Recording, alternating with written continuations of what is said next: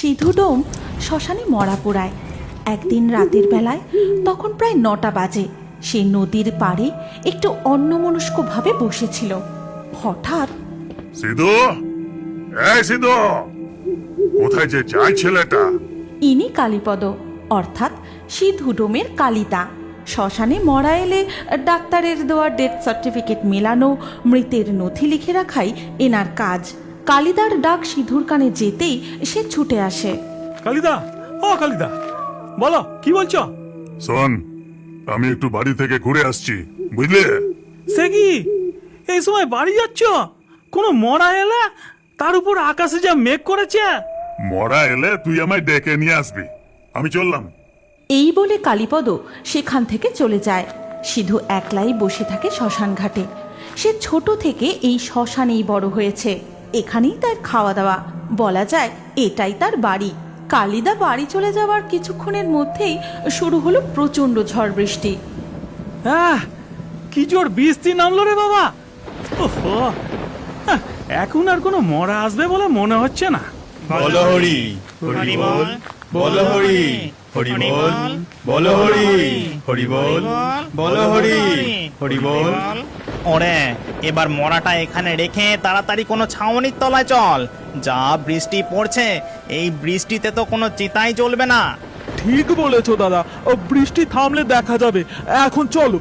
এই কথা বলে লোকগুলো ছাউনির খোঁজে এদিক ওদিক চলে যায়। তারপরই বৃষ্টির বেগ আরও বেড়ে যায়, ঘন ঘন বাজ পড়তে থাকে, শোঁ শোঁ শব্দে প্রবল ঝড় ওঠে। এদিকে তখন সিধুডোম সেই ঠান্ডা আমেজে তার চালা ঘরের দাওয়ায় বসে একটু ঝিমিয়ে পড়েছিল। তখন একটা মেয়ে এসে, বাঁচাও, বাঁচাও আমাকে, নইলে ওরা যে আমাকে পুড়িয়ে মারবে, আমাকে বাঁচাও। কি বলছো এসব? এই, কে তুমি?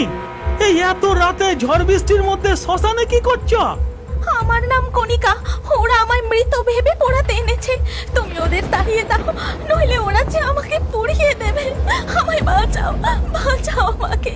এই কথা বলেই মেয়েটা ছুটতে শ্মশানের পাশের জঙ্গলের দিকে চলে গেল।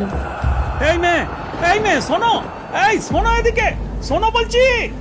এরপর বৃষ্টি থেমে যেতে সিধু তার চালা থেকে বেরিয়ে সেই মরার খাটিয়ার কাছে যায়।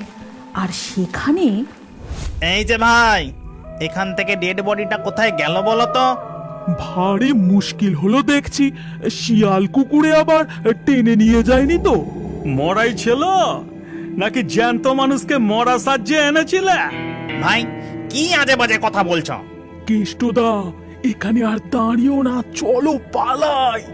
ওই মরা শিয়ালেই নিয়ে যাক আর কুকুরেই নিয়ে যাক, আপদ তো বিদায় হয়েছে, চলো এখান থেকে। ঠিক বলেছিস তো। এই চল চল, আশপাশটা একটু খুঁজে দেখি। এইভাবেই কেষ্ট কায়দা করে কথা ঘুরিয়ে সবাইকে নিয়ে সেখান থেকে পালিয়ে গেল। তারপর সবাই সেখান থেকে চলে গেলে সিধুও জঙ্গলের দিকে হাঁটা দেয়। আর জঙ্গলে পৌঁছে এই গল্পের পরবর্তী পর্ব যদি তোমরা দেখতে চাও, তাহলে কমেন্টে নেক্সট পার্ট অবশ্যই লেখো। আর আমাদের ফেয়ারি টুনস বাংলা ফেসবুক পেজটি এক্ষুনি ফলো করে নাও। এই গল্পটি ভালো লাগলে লাইক দিয়ে শেয়ার করে দাও।